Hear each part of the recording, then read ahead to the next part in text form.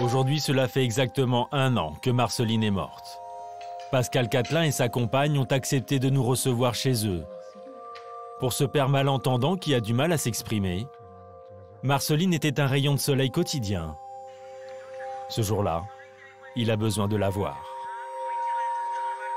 C'est le jour de ses 20 ans, on a été au restaurant, elle était très contente. Cette vidéo, je la regarde 2-3 fois par semaine. Même aujourd'hui, c'est dur, quoi. Ouais, pour moi, c'était une petite princesse, quoi. Marceline est alors une jeune fille pleine de rêves. Partout sur les murs, son regard bleu illumine le salon. Aujourd'hui, Pascal ouvre son plus beau trésor, ses dizaines de photos. Quand elle était toute petite, même, elle adorait l'eau. Elle était très proche de moi, souriante. C'était une fille qui était toujours souriante. Et pourtant, ce large sourire masque un malaise profond. À 21 ans, Marceline souffre d'obésité. Elle pèse 113 kilos pour 1,65 m. Pour effacer ce surpoids qui la handicape, elle prend rendez-vous dans une clinique du Havre. Elle a essayé de faire des régimes, elle a eu du mal. Et pour elle, elle pensait que l'opération serait efficace, quoi. Cette opération, c'est le bypass, une réduction du volume de l'estomac. Le chirurgien de cet établissement du Havre lui aurait assuré que l'intervention pouvait lui faire perdre plus de 40 kilos en quelques mois. Mais 3 jours après l'opération, Marceline décède à la clinique. Que s'est-il passé? Comment une jeune femme de 21 ans a-t-elle pu mourir dans une clinique après une opération visant à maigrir? Une opération devenue pourtant très fréquente aux résultats spectaculaires. Popularisée par des stars comme la chanteuse Maria Carey. En France aussi, des people à l'instar de Laurent Ournac ou encore Loana affichent le même succès de leur réduction d'estomac. Avec 8 millions de personnes frappées d'obésité dans l'Hexagone, 60 000 ont eu recours à cette chirurgie de l'obésité l'an passé. Un chiffre multiplié par 3 en 10 ans. Elle n'est pourtant pas sans risque. Alors Marceline était-elle suffisamment informée? Ses médecins ont-ils pris toutes les précautions pendant et après l'opération? Au Havre, le 10 janvier 2018, Marceline entre au bloc opératoire. La jeune femme est en confiance. La chirurgie de l'obésité est pratiquée dans cette clinique depuis une dizaine d'années. Pour Marceline, c'est une nouvelle vie qui s'annonce. L'opération doit durer 3h30 pour réaliser ce que les chirurgiens appellent un bypass, autrement dit un court-circuit gastrique. Une intervention identique à celle-ci que nous avons filmée dans une autre clinique. Elle consiste à réduire l'estomac, une opération délicate car il s'agit bel et bien d'en sectionner environ 85%, puis de le raccorder avec l'intestin grêle et de refermer avec des agrafes. L'estomac est alors réduit à un long tube. Si un estomac normal peut contenir jusqu'à 4 litres, après cette ablation partielle, il ne pourra contenir que l'équivalent d'un pot de yaourt. Durant l'opération, les constantes de Marceline sont bonnes. Tension artérielle, rythme cardiaque, tout semble s'être bien passé. La jeune femme passe une première nuit tranquille.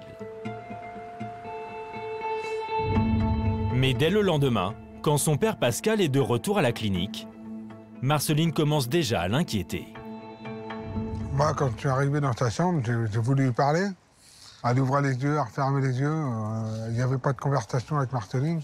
J'ai vu une infirmière, une aide-soignante, je ne sais pas, une personne rentrer dans la chambre.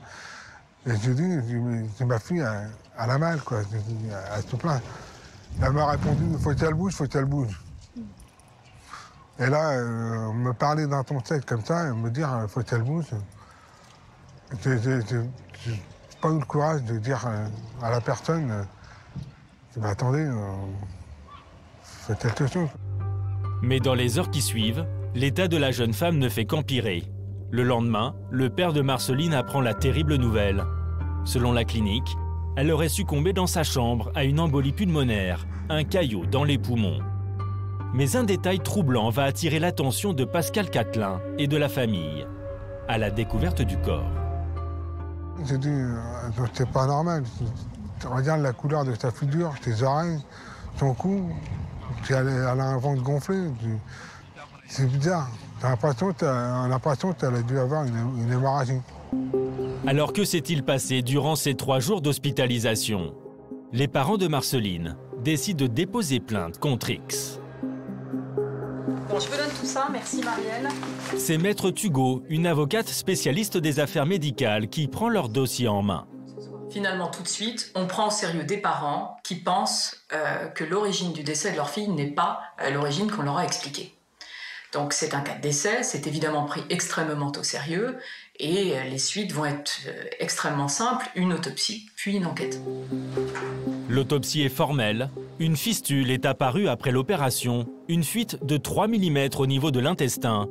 C'est de là que se seraient échappés les sucs gastriques, provoquant une infection grave dans tout l'abdomen et la mort de Marceline. Est-ce dû à une erreur au moment de l'intervention ou s'agit-il d'un manque de suivi post-opératoire?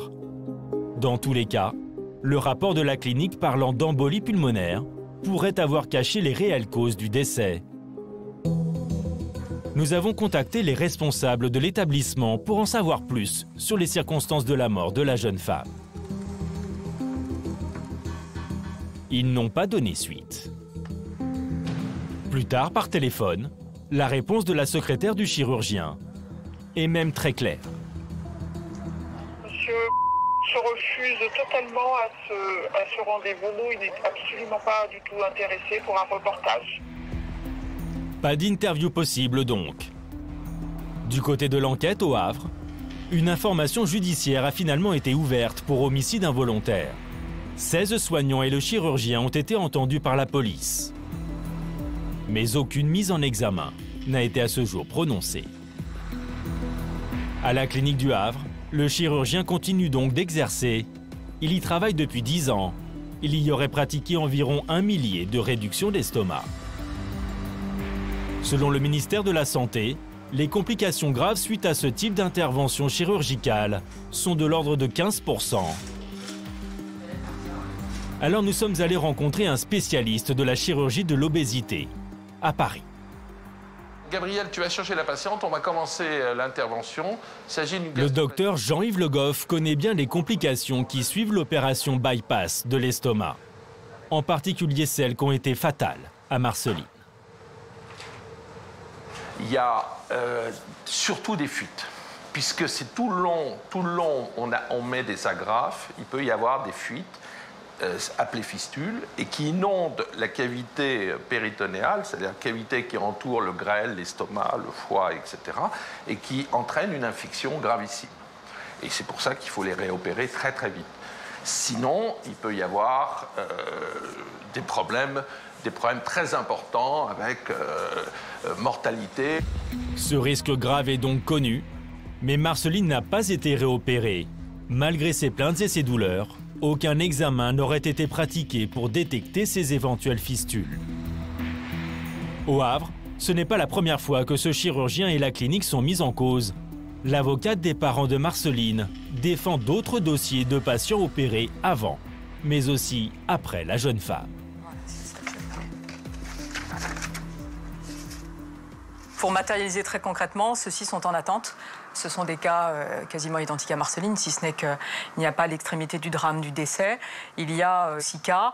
Le premier cas a donné lieu à un rapport d'expertise concluant dans le sens d'une faute qui a été commise sur l'intervention de bypass elle-même. Et le dernier que j'ai à l'esprit est celui d'une dame qui a connu, je peux le dire très simplement, 2 à 3 années de handicap absolument abominable.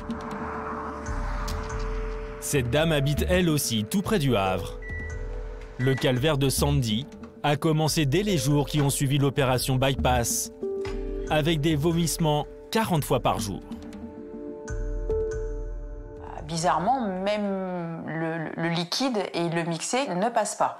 Dans les heures, enfin même pas dans les heures, dans les minutes qui suivent, je suis dans l'obligation de courir aux toilettes parce que je ne peux plus retenir. J'en suis réduite à boire 2-3 gorgées par 2-3 gorgées toutes les 3-4 heures. Et en termes d'alimentation, j'en étais arrivée à aller acheter des pots de bébé en me disant si ça passe pour les bébés, Ça doit forcément passer pour moi aussi, et pas du tout en fait. En un an, incapable de se nourrir, Sandy passe de 120 à 45 kilos. Elle est à bout de force. Mais là encore, le chirurgien ne demande aucun examen post-opératoire. Ce n'est qu'après 18 mois de cet enfer que Sandy va alors voir un autre spécialiste.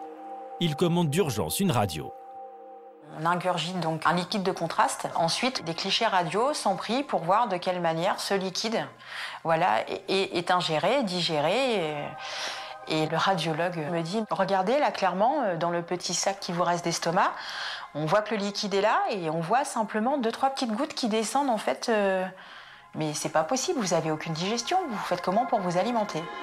Le pronostic vital est engagé. Sur la base de cet examen, le chirurgien du Havre va enfin accepter de la réopérer et de corriger la réduction d'estomac. Sandy est sauvée. Ce chirurgien n'est pas le seul à faire face à des cas de complications graves. Et la mort de Marceline s'ajoute à une liste déjà longue de personnes souffrant de séquelles irréversibles. L'IGAS, l'Inspection générale des affaires sociales, pointe dans un rapport publié en septembre dernier sur la chirurgie de l'obésité des lacunes significatives dans le suivi post-opératoire, qualifiées comme n'étant pas à la hauteur des enjeux de santé publique et de sécurité sanitaire. Alors chaque jour, le père de Marceline vient renouveler sa promesse faite à sa fille. Jean est net. Papa, il est venu, comme je te l'ai dit hier. Tu n'es pas venu tout seul, mais plus.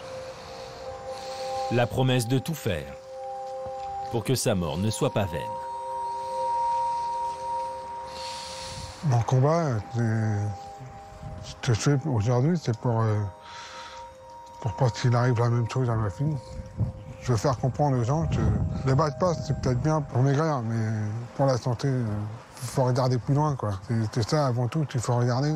Aujourd'hui, j'entends plus sa voix, quoi. Ça, c'est dur. Pascal Catelin aimerait surtout que la justice puisse un jour déterminer les éventuelles responsabilités de chacun ayant entraîné la mort de Marceline.